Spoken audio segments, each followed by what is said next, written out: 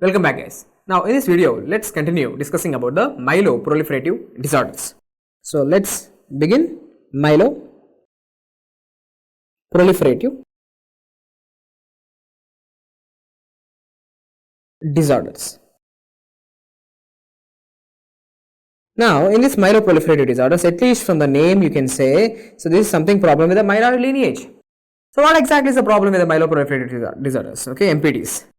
See, in myeloproliferative disorders, a neoplastic proliferation. Okay, neoplastic proliferation of what? Of mature cells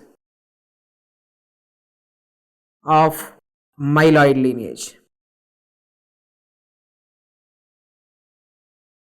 Okay, so it's a neoplastic proliferation accumulation of the mature cells of the myeloid lineage. You know, RBCs are coming from the myeloid lineage.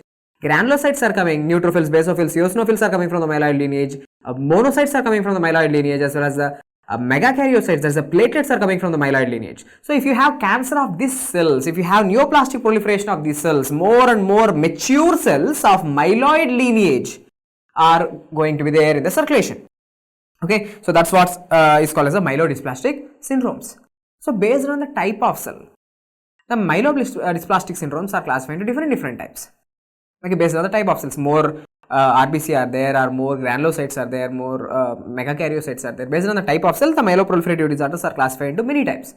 But generally speaking, let me tell you, see, in all the MPDs, okay, in myeloproliferative disorders, some things are common, which means if I say there is this one fellow, okay, usually myeloproliferative disorders, it's usually seen in old age groups, okay, older age.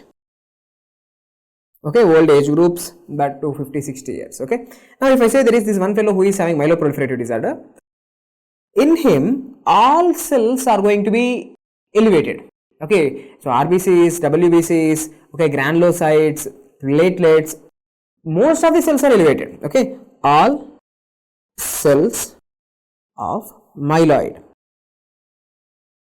lineage elevated. Okay, the number of cells, the cell count is going to be increased. But I have said you, we have classified the MPDs, myeloproliferative disorders, into many types based on a particular type of cell. For example, if I say about Polycythemia vera, if I am talking about the Polycythemia vera, in the Polycythemia vera, it's the RBCs are going to be more predominant. Okay, of course, even granulocytes are increased, even platelets are increased, but mainly RBCs are increased. Okay, RBCs are coming from myeloid lineage only, no? Yes, RBCs are increasing, predominantly RBCs are increasing, but also granulocytes are increasing as well as platelets are increasing. So what I want you to know is, in myeloproliferative disorders, of course there are many types of myeloproliferative disorders. One thing which is common in all these myeloproliferative disorders is the cells are going to be elevated, all the cells of myeloid lineage are going to be elevated. But it is classified into different types based on the predominant cell. Okay. Now that's the one point which I want you to know. Cells of all myeloid lineage are going to be increased. Okay. Next, what is the problem with the myeloproliferative disorders? Complications. See, here the cell turnover. The cell turnover is going to be so much increased. Means the number of cells, more and more number of cells are going to be dividing, then they are dying. So what happens? The cellular material is going to be degraded, the nuclear material is going to be degraded, the nucleic acids are getting broken down, which will lead to the production of what? Uric acid. Okay, the nuclear material, nucleic acids, when they are getting degraded, uric acid is going to be produced. So these patients are at risk of developing hyperuricemia. These patients can have hyperuricemia, high levels of uric acid. Now, whenever you have high levels of the uric acid, this uric acid can get accumulated in the joints, leading to the arthritis, that's called as a gout. So these patients are at risk of getting gout. True.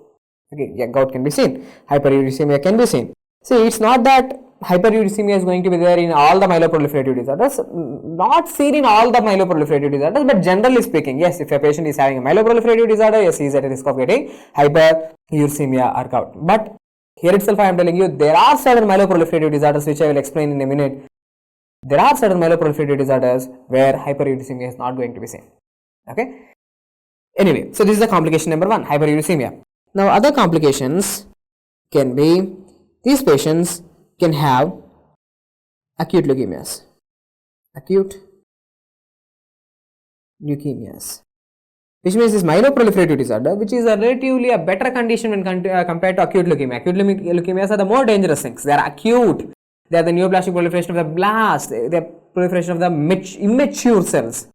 They are the bad things. Okay, acute leukemias are the bad things. So these patients who are having myeloproliferative disorders with the additional mutations, by acquiring the additional mutations within the hematopoietic stem cell, they can transform.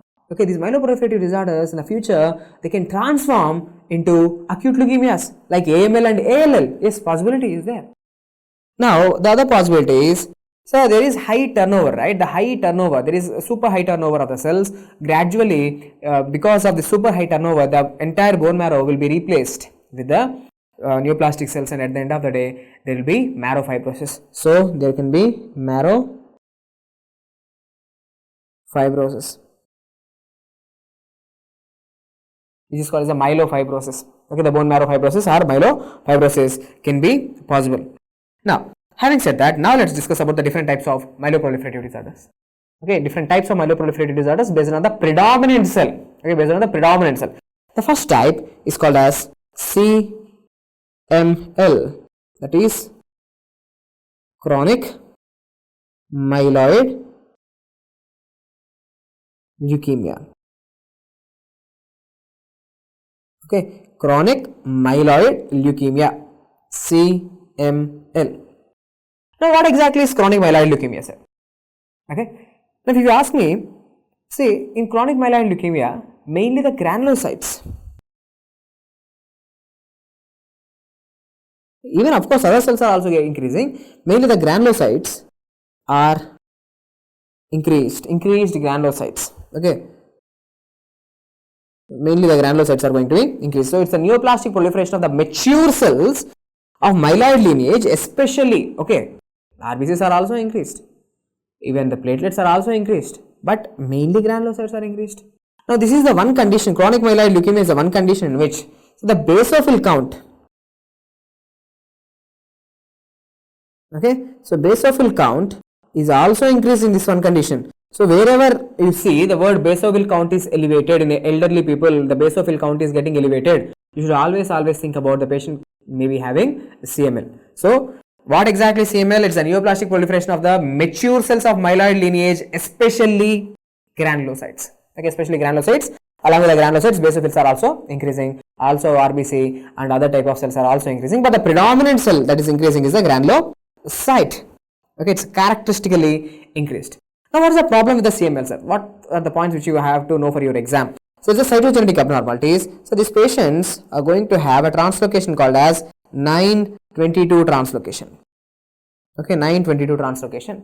So, what exactly is this 922 translocation? The translocation, the exchange of the genetic material between the 9th and 22nd chromosome. Okay, translocation 922 is going to form a hybrid chromosome which is called as a Philadelphia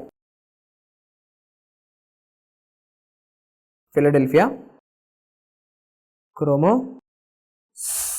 Philadelphia chromosome. Okay. Now, in this Philadelphia chromosome, okay, if a patient is having this Philadelphia chromosome, what exactly happens is, because of this translocation, there is something called as BCR and ABL. Okay, so these genes are fused, the BCR-ABL fusion. So, what happens whenever there is a BCR-ABL fusion? The BCR-ABL fusion is going to increase the activity of, okay, it's going to increase the activity of tyrosine kinase.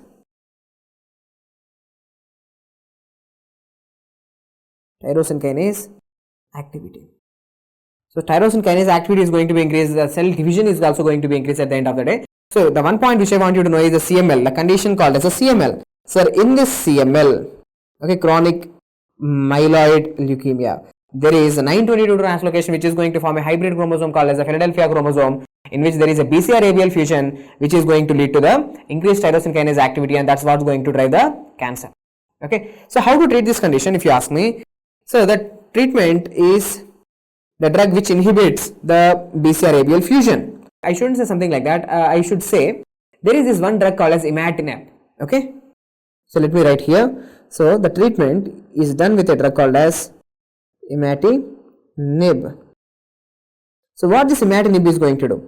Imatinib is going to inhibit the activity of or decrease the activity of tyrosine kinase. That's the exact function. Okay, imatinib, it's going to inhibit the activity of tyrosine kinase, and that's the treatment. Very, very important MCQ. Imatinib is used in the treatment of CML, chronic myeloid leukemia, which inhibits the activity of tyrosine kinase. Okay, so what else you have to know? Say, in this condition, the chronic myeloid leukemia, the patient, the cells, the neoplastic cells will go to the spleen. Will go to the spleen, and these patients are going to have a splenomegaly. That's one of the important clinical feature. The patient is going to have splenomegaly. See, whenever the splenomegaly, if it is happening in a fast phase, okay, the splenomegaly, if it is happening in a fast phase, okay, rapid splenomegaly, within a very short time the spleen is getting increased, it indicates that the patient from chronic myeloid leukemia is now transforming into acute leukemias. Okay, so rapid splenomegaly is going to indicates that transformation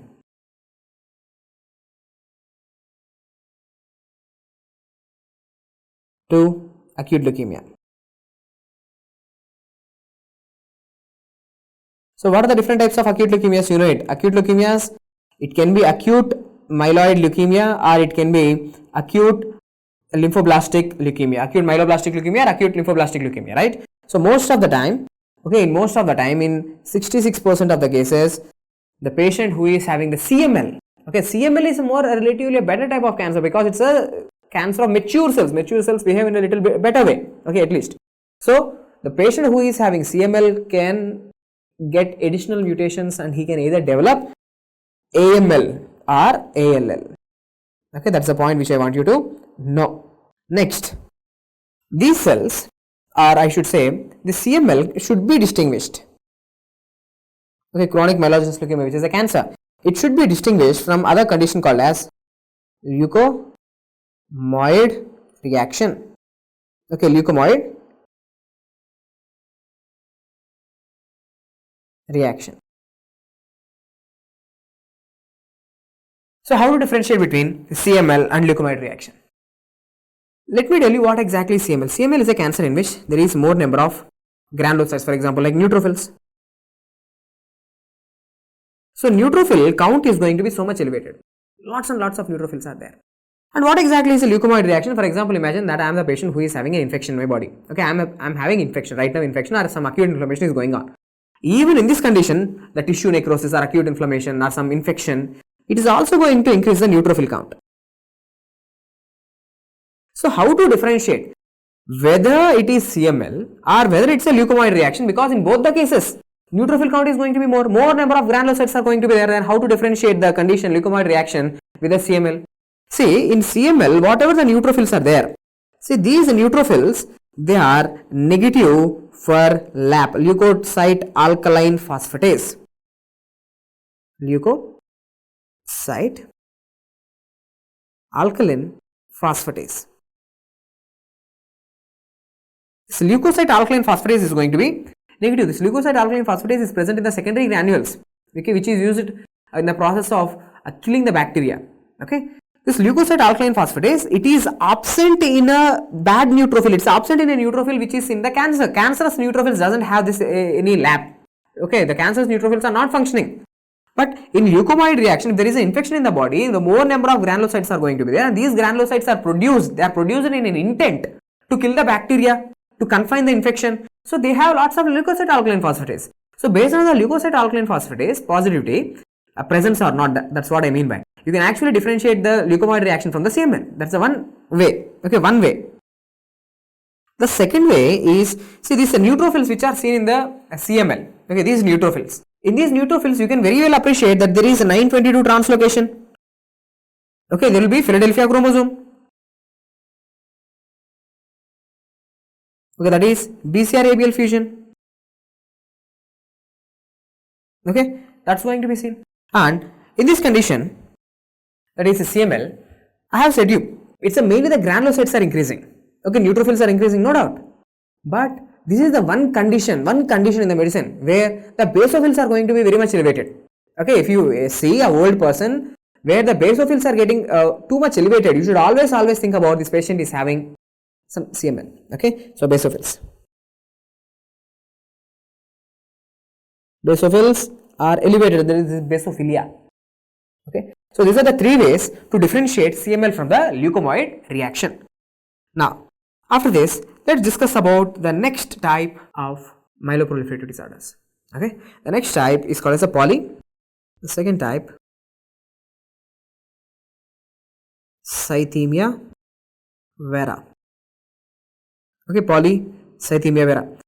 So Polycythemia vera is it's a type of myeloproliferative disorders where there is a neoplastic proliferation and accumulation of mature cells of myeloid lineage, predominantly RBCs. More number of RBCs are increasing. But you should also know not only RBCs here, but also granulocytes are elevated, platelets are also elevated. Okay, granulocytes, platelets are elevated. Now what is the problem here? BCR-ABL fusion, 922 translocation, Philadelphia chromosome is the problem which is lying like with the Polycythemia vera? No, it's not. The problem here in this condition, Polycythemia vera, is Janus kinase 2 mutation. Okay, mutation, Janus kinase 2. So whenever you are having this Janus kinase 2 mutation, it is going to cause a type of cancer which is called as a Polycythemia vera. So what happens? More number of RBC, more number of granulocytes, more number of platelets. So that's going to cause the blood thick. So viscosity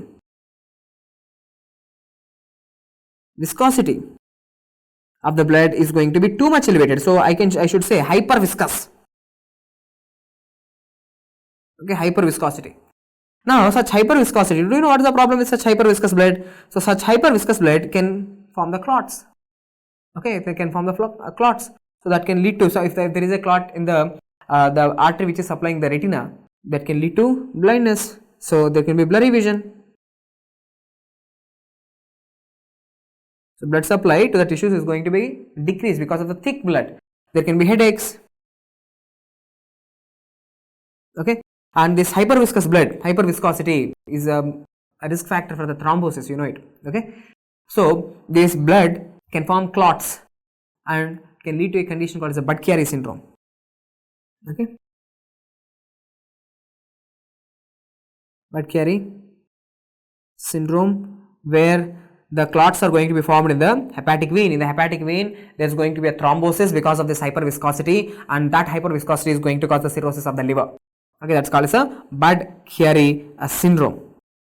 Okay, so not only that, the thrombosis can be formed in the veins leading to deep venous thrombosis. Okay, deep venous thrombosis, and there can be thrombosis in the dural venous sinuses in many places. So at the end of the day, the point what I want you to know is Polycythemia vera, it's a myeloproliferative disorder. Okay, myeloproliferative disorder where predominantly RBCs are increasing, but remember not only RBCs but also granulocytes as well as the platelets are also increased because of the Janus kinase 2 mutation.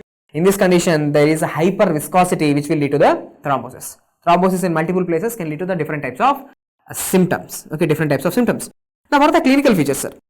See, clinical features I have explained you, hyperviscosity, deep venous thrombosis, this can be there. But something very important is in these patients, not only the RBCs, granulocytes and platelets, but the mast cells count is also going to be very much increased. Mast cell count is also going to be very much more. So these patients, when they take hot bath or hot shower, so these mast cells are going to be very much irritated, which will lead to the degranulation, leading to the release of histamine. So that's going to cause a sensation of itching. So the heat environment or hot temperatures can actually cause a degranulation of the histamine from the mast cells. That can lead to the itching. So the point which I want you to know is whenever you have a question like with the hot shower, the patient is feeling itching, you should always think about the Polycythemia vera because of the mast cell degranulation. Here itself I am telling you, whenever the patient is taking a hot shower, when he feel weak, tired, weakness, especially after taking a hot shower, so that weakness, then you should always think about multiple sclerosis. Okay, that's a neurological condition where there is a demyelination in the central nervous system. There is oligodendrocyte loss. That's a multiple sclerosis. That's a total different thing. There is nothing to do with the Polycythemia vera. It's absolutely total different thing. It's an autoimmune condition. But hot shower is something common. After hot shower, if a patient is having fatigue, then the question they are talking about is multiple sclerosis. But after taking a hot shower, if they are feeling itching, then they are talking about Polycythemia vera. Okay. Now these patients can have flushing of the face. Flushed face means red face because of lot of RBCs. Okay, lot of RBCs are there. There is going to be plethora. This is called as a facial plethora. Okay, flushed face is going to be seen because of congestion. Okay, congestion, hyperviscous blood. Lot of RBCs are going to be there. That can lead to flushed face. Now, how to treat these conditions, sir? If you ask me, so there is so much amount of RBCs. Okay, hyperviscosity is going to be there. Thick blood. So you have to actually remove some amount of RBCs. So too much amount of RBCs are there, so just remove some amount of RBCs. How? Just by poking the needle and just try to remove the blood. That's called as a phlebotomy. So treatment is done by phlebotomy. Okay, and you can also use certain drugs like hydroxyurea.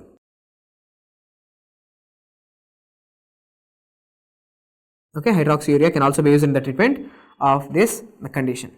Next, what else I want you to know is, so this polycythemia vera, in this condition, you know, the RBC count is going to be elevated. Okay, RBC count is going to be so much. Then how to differentiate this condition from a reactive increase in the RBCs? For example, imagine I am having some lung disease. Okay, I am having some lung disease, or I have went to some place, high altitudes, I am living in some high altitudes. Now in that condition, what happens? See, if I am having some lung disease, okay, if I am having some lung disease, so what happens? My SaO2, saturation of oxygen is going to fall down, SaO2 is going to fall down. So whenever SaO2 is going to fall down, that increases the erythropoietin production. Okay, erythropoietin production. Erythropoietin further increases the RBCs. Within time, RBC count is going to be increased. So you can say, sir, in a lung disease patients, these RBCs are more, and in polycythemia vera also RBCs are more. Then how to differentiate? See, if it is a lung disease, or if the patient is living in some high altitudes, his SaO2 will be down, damn low. The SaO2 is going down. But in a patient who is having polycythemia vera, the SaO2 levels are going to be normal. In polycythemia vera, the erythropoietin levels will be less. So in polycythemia vera, SaO2 is normal and erythropoietin levels are going to be less. Why? Because the patient is having lots and lots of RBC, so there is no point of having any erythropoietin. So erythropoietin is going to be low. Or there are conditions where there is ectopic production of erythropoietin. Ectopic erythropoietin production. In which condition you can have ectopic erythropoietin production? For example, erythropoietin is getting too much from where? Renal cell carcinoma. So there is a condition called as a renal cell carcinoma, RCC. The patient is going to have too much production of erythropoietin. So erythropoietin is there means RBC is going to be more. And what about the SaO2 in this person? SaO2 is going to be normal. So in a patient who is having ectopic erythropoietin production, erythropoietin is going to be more, RBC is going to be more, but you look at the SaO2. SaO2 is going to be normal. Saturation is going to be normal. Okay. So this is how to differentiate whether the patient is having lung disease, or whether the patient is having ectopic erythropoietin production, or whether the patient is having polycythemia vera. So what are the important points which I want you to know? The patient who is having polycythemia vera, Janus kinase 2 mutation, hyperviscosity of the blood, mast cells are going to be increased. Okay, more number of RBC that will lead to the risk of thrombosis. So deep venous thrombosis can be seen, blurring vision can be seen, headaches can be seen, the portal veins can be blocked, which can lead to the cirrhosis. Okay, portal hypertension can occur, that can lead to the cirrhosis can occur. Okay, so these patients after having a hot shower, they will feel itching, and these patients will also going to have the flushed face because of the venous congestion. And phlebotomy is the treatment. The drugs which can be used for this condition is called as hydroxyurea, and how to differentiate it with some other conditions. So polycythemia vera is completed. Now after polycythemia vera, now let us discuss about some other myeloproliferative disorders. So the next myeloproliferative disorder is called as essential thrombocythemia. Essential thrombocythemia. Okay. See, in this condition, which cells are elevated? Almost many cells are elevated. Okay, the mature cells of the myeloid lineage are going to be elevated. Predominantly, it's the platelets. Platelet count is going to be increased. See, in CML, chronic myelogenous leukemia, CML, chronic myelogenous leukemia, It's the granulocytes that are elevated. Granulocytes, basophils, done. In Polycythemia vera, RBCs, done. In essential thrombocythemia, it's the platelets. Okay, platelets are going to be elevated. So what is the problem, sir? The problem in this condition again, Janus kinase 2 mutation, JAK2 kinase mutations. Okay, so what is the problem? See, the platelets are more in number, but these are useless platelets. Okay, they are not going to function normally. Okay, they abnormal function. So these patients are going to have two problems. One is bleeding, because platelets are there, but they are qualitatively not good. The quality of the platelets is not good. Qualitative defect is there, and sometimes these platelets they form the clot unnecessarily because they are not normal platelets. They clot, they form the platelet plug unnecessarily, so that will lead to the thrombosis. Okay, so essential thrombocythemia is a condition in which the platelets are going to be elevated. The patient is going to have the clinical features like bleeding disorders, bleeding into the skin, and thrombosis symptoms. There can be deep venous thrombosis, pulmonary embolism can be seen. The important point about essential thrombocythemia is they do not have the risk, do not possess risk of hyperuricemia.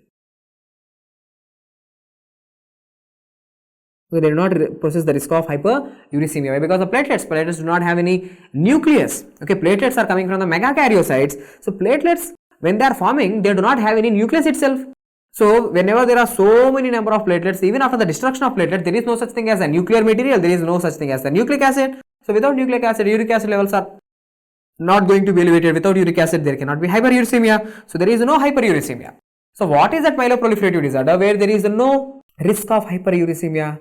It is essential thrombocythemia. In essential thrombocythemia, there is no hyperuricemia. Okay, no hyperuricemia. So that's the point of I want you to know. So no risk of, do not possess risk of gout. True. Without hyperuricemia, how can you have the gout? Okay, that's the thing which I want you to know. Next, myeloproliferative disorder is myelofibrosis. See, in the name itself, it's there, myelofibrosis. Myelo means the bone marrow, it's getting fibrotic. Seen in which, like it's a myeloproliferative disorder. But what is happening here? There is neoplastic proliferation of mature cells of myeloid lineage. But which mature cells? Neoplastic proliferation of megakaryocytes. So megakaryocytes are going to proliferate too much proliferation of the megakaryocytes within the bone marrow. So these megakaryocytes are found to be producing platelet derived growth factor. See, this platelet derived growth factor is the one which is going to be responsible for marrow fibrosis.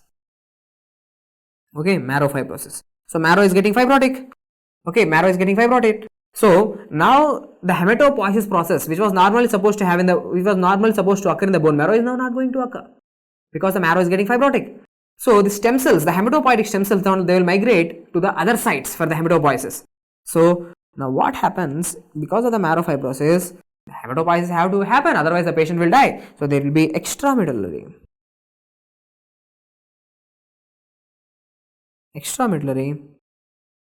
hematopoiesis. Okay, extramedullary hematopoiesis. The hematopoiesis is now going to start in the spleen. So these patients are going to have splenomegaly. Okay, the patient is going to have the splenomegaly. Okay, but still that hematopoiesis, whatever is happening in the spleen, is not going to be sufficient. Okay, so the patients are going to have less amount of RBC. So RBC count is going to be less, WBC count is going to be less, and the platelet count is going to be less. Okay, so RBC count, as it's going less, the patient can have anemia.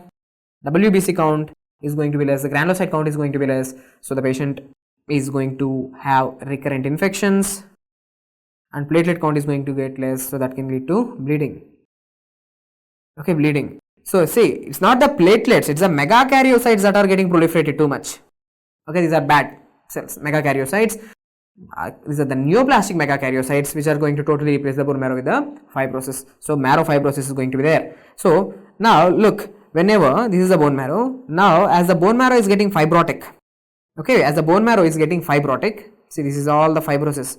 Now as the blood cells, okay, as the blood cells, see some amount of hematopoiesis is always happening, right, so to a bit. Of course, there is extramedullary hematopoiesis, but when the cells are passing, okay, when the cells are passing through such a bone marrow, fibrotic bone marrow, the cells have to squeeze through that fibrotic material. So how the cells will become? The cells will become like this as they are coming, squeezing out. Okay, imagine you are in a pub or you are in some party where everyone is like obese. You are the one guy who is very lean.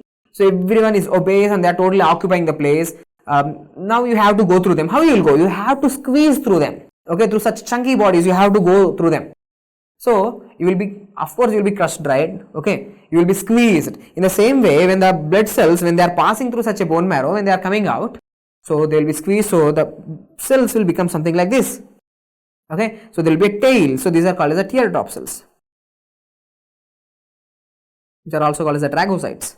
Okay, teardrop cells. The RBCs are going to have such shape, tear like a teardrop. So teardrop cells are going to be seen in myelofibrosis. Okay, so this is the point which I want you to know. These patients are at risk of infections, true. These patients are at risk of anemia. These patients are at risk of bleeding. All these points are true. There will be extramedullary hematopoiesis. What is the mutation? JAK kinase 2 mutation here also. Okay, myelofibrosis also JAK kinase mutations.